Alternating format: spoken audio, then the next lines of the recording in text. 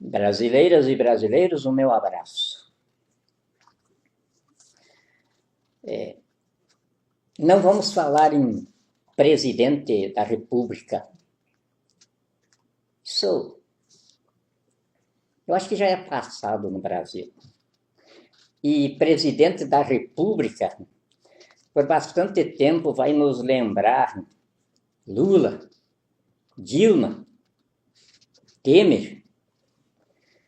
E essa lembrança desconcerta a nossa harmonia psíquica quando nós estivermos fazendo alguma engenharia de raciocínio. E as engenharias de raciocínio são muito sutis. Qualquer coisinha que aconteça assim que altere o nosso equilíbrio emocional cria situações não bem claras no raciocínio. Então, não vamos mais falar em presidente da República por algum tempo, porque eu sou interventor, dá para dizer também presidente constituinte interino da República, fica bem comprido. Dizer o interventor é mais fácil. E as duas pronúncias, os dois títulos dizem a mesma coisa. Agora eu prefiro mais interventor, porque fica mais correto pelo processo que me conduziu à presidência da República. Foi uma intervenção constituinte no processo histórico, isto é, o povo reagiu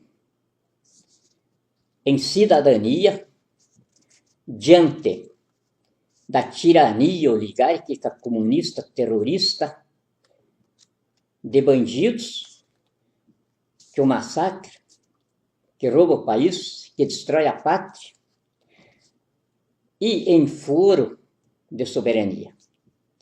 Sede do processo histórico, instaurou a intervenção constituinte no processo histórico. Em termos populares, isto quer dizer: o povo disse aos seus políticos, basta, agora nós vamos assumir o poder. Vocês não corresponderam à nossa confiança, traíram o mandato que vos outorgamos, e por conseguinte vamos colocá-los na cadeia pelo roubo que fizeram ao país. Segundo nossos levantamentos, passa de 36 trilhões de reais. Massacre da nação, que passa de 7 milhões de pessoas já assassinadas. Uma média de 94 pessoas assassinadas por dia nos corredores de extermínio do SUS. 16 milhões e 100 mil pessoas jogadas ao extermínio pelo massacre terrorista do desemprego, num país falido. Então, é claro que o povo não pode ser complacente, não pode ser misericordioso. Tem de fazer justiça. Mas, neste momento, eu estou organizando a equipe de governo. Hoje já consegui a equipe para o Conselho de Defesa Nacional. O que eu preciso nomear, e isso vai ser concretizado segunda-feira, porque eu preciso declarar estado de defesa nacional e o Conselho de Defesa é que referenda isso. Ele não existe mais. Não tem vice-presidente da República, não tem presidente da Câmara, não tem presidente do Senado, porque são dois bandidos, em formação de quadrilha com Michel Temer. O Congresso Nacional ficou sem quórum constitucional para funcionamento por causa disso. 61 dos 81 senadores se formaram incorporação quadrilheira terrorista com Michel Temer, ao esbulharem a instituição da presidência da República com ele, através do impeachment da Dilma, quando empossaram ali, ou seja, quando entrincheiraram criminosamente na instituição da presidência da República, ofendendo a Constituição. Ou, como diz popularmente, rasgando a Constituição. Deixaram a Constituição de lado e impuseram um bandido sobre a nação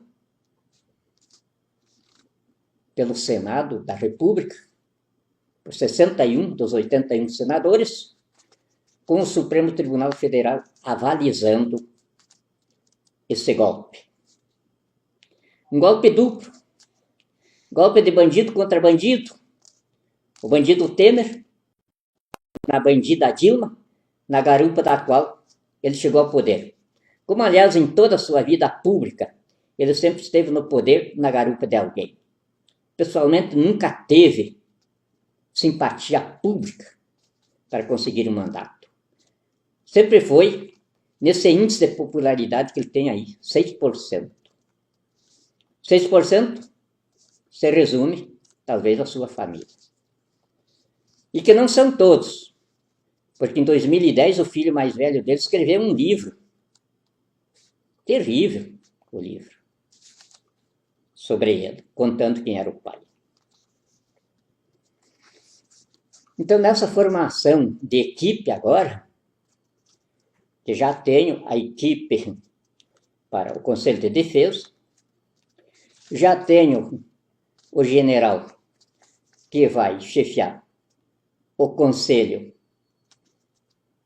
de Governo da Economia, já tenho os generais que vão assumir o Ministério da Defesa, o Ministério da Justiça, enfim, o povo vai ver mais generais no governo do que talvez imaginasse que pudesse acontecer. Mas não é uma ditadura, não são os militares no poder. É o povo no poder, pelo exercício direto dele, que me colocou como interventor, que nada mais é do que o peão máximo da nação, o serviçal do povo. É o povo que está no poder, não esqueçam disso. Cada cidadão, e cidadão é aquela pessoa que tem um título eleitor. Cada cidadã é membro do poder constituinte que está no poder. É responsável hoje pelo Brasil. Por isso, eu não posso fazer nada errado. Porque assim como o povo me nomeou por uma reunião constituinte no dia 29 de dezembro de 2017, ele pode se reunir também a qualquer momento em uma outra reunião e, pelos fundamentos que tiver contra mim, ele pode simplesmente nomear outro. É como um cargo demissível lá do NUT. E esta é a garantia que eu tenho para não ser corrupto, para não ser bandido, porque ficaria muito feio para a minha família, e já tenho bisnetos nela, 2000. Desses que os cientistas chamam de cristais, que estão vindo aí. Ficaria muito feio para mim, o bisavô, o vô e o pai, ter sido destituído porque não correspondeu à confiança do povo no poder. Então, esta é uma garantia que eu tenho para corresponder às expectativas da nação.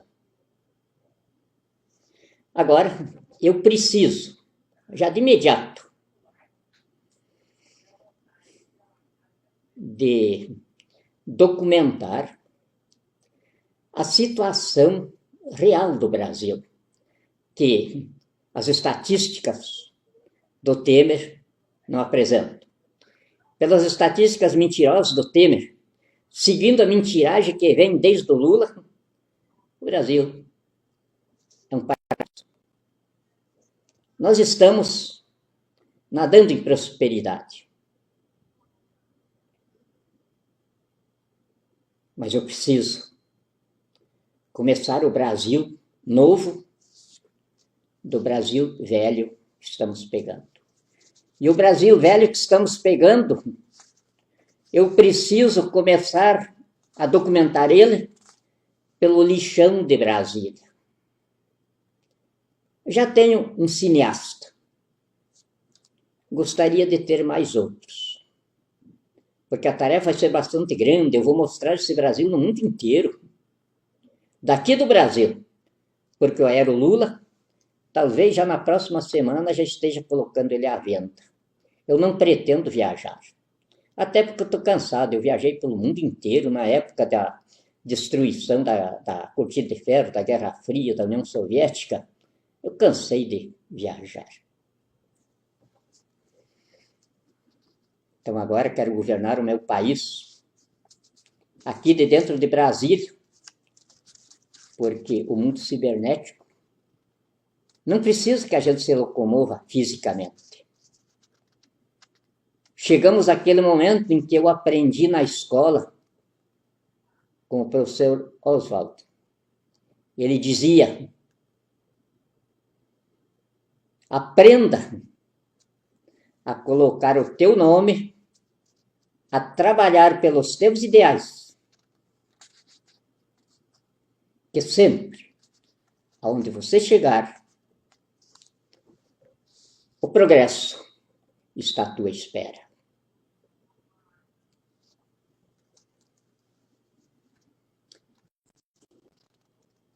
Então, se alguém quiser começar a trabalhar pelo Brasil, já tenho a primeira tarefa, que é de nós documentarmos o povo, aliás, documentarmos o país, para mostrar o estado de calamidade do massacre que o Brasil sofre, principalmente nestes últimos 14 anos. Para que o povo que não passou pela desgraça do comunismo nunca pense em abrir espaço para um só indivíduo contaminado com essas ideias falar em seu meio nacional. É a pior desgraça, a pior desaventura. Nós fizemos uma experiência com essa gente. Criamos o ideário da Revolução de 64 na década de 70 e pela Lei 6.683, o saudoso presidente João Figueiredo os anistiou para que eles fossem absorvidos na baderna política e pelo suicídio de poder se auto-expurgassem da civilização. Não erramos. Até no prazo que havíamos estabelecido, entre 2014 e 2016, acontecer esse suicídio de poder. Acertamos. Passou um pouquinho, chegamos até 2017. Mas o suicídio de poder aconteceu. Não fomos clarividentes e nem profetas. Era muito fácil de prever o futuro deles. Todos bandidos, todos ladrões, todos estrumes da pior espécie despencado das latrinas do inferno. Só podia acontecer o que nós dissemos que ia acontecer. Roubaram o país enquanto tinham o que roubar. Como fizeram em toda a União Soviética. Roubaram a Rússia enquanto tinha que ser roubado na Rússia, roubaram todos os países que eles conquistaram e agregaram à União Soviética. E quando não tinha mais nada a roubar em toda a União Soviética, se acabou o comunismo. Porque para ser comunista é preciso ser, no mínimo, psicopata. Por isso, os comunistas contestam tudo, mas não têm solução para nada. São incapazes de elaborar um raciocínio complexo. São incapazes de resolver o teorema de Pitágoras. Marx, o autor dessa ideologia, nunca trabalhou. Era um vagabundo de primeira classe. E é claro que, como diz a sabedoria popular, os iguais se atraem, se completam. Então, o que aconteceu em Cuba, o que está acontecendo na Venezuela, o que aconteceu na Argentina, o que iniciou a acontecer no Paraguai, e os nossos paraguaios foram mais diligentes do que nós, se livraram do bandido que tinha assumido o poder lá. E a nossa situação aqui não ficou melhor do que a situação em que restou a Rússia, da situação em que restou todos os países da União Soviética. Nós estamos na mesma situação. 16 milhões e 100 mil trabalhadores sem emprego. A economia reduzida a 1/3 do que ela era em 2003. A nação com 88,9% da sua população doente. Uma dívida que nós calculamos esteja entre 7 e 9 trilhões de reais. Porque eles substituíram o Estado constitucional, econômico, de progresso para a qualidade de vida, pelo modelo socialista, monetarista de Estado sem economia, que era movimentado por ativos líquidos fabricados pela contabilidade estelionatária do Tesouro, na qual eles registravam como crédito a dívida pública renegociada. E quando faltava números para eles comporem a reserva cambial do Banco Central, eles chamavam todas as quadrilhas que compõem a organização na iniciativa privada brasileira e que a Lava Jato e as outras operações aí já identificaram, e diziam: precisamos de tantos bilhões de notas de exportação. E aí, o Manteiga, desse jeito, inventava o superávit de pagamento, onde eles criavam o ativo líquido. Para isso, eles mudaram a lei que tinha estabelecido, plano real, com o real lastreado no dólar, e criaram o sistema de emissão pelos ativos líquidos. Foi aí que eles acabaram com o Brasil. Roubaram tudo que tinha para ser roubado e nos deixaram na situação em que estamos. Só que bandido só é astuto, não é inteligente. E como astuto, ele só sabe roubar como roubaram mesmo. Restou um patrimônio ainda de 243 trilhões de dólares.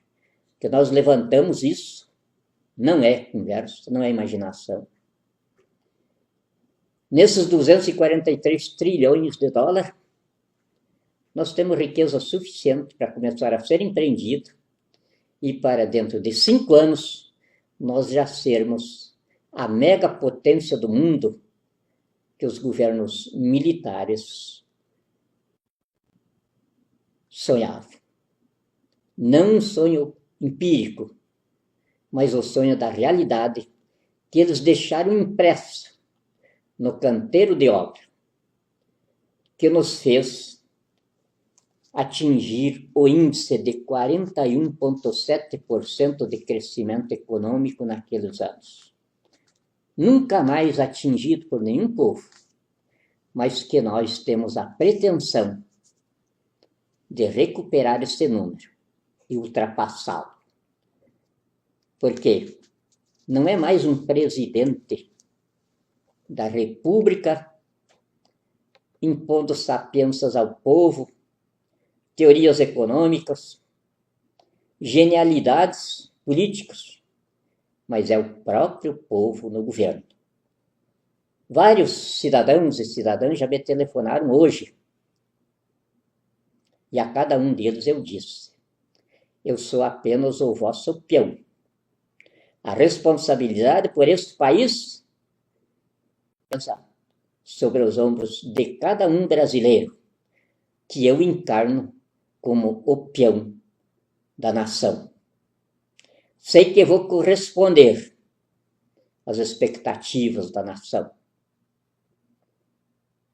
E tenho certeza absoluta que essa nação não vai me faltar a sua presença no canteiro de obras do Brasil, mega potência do mundo. Muito obrigado.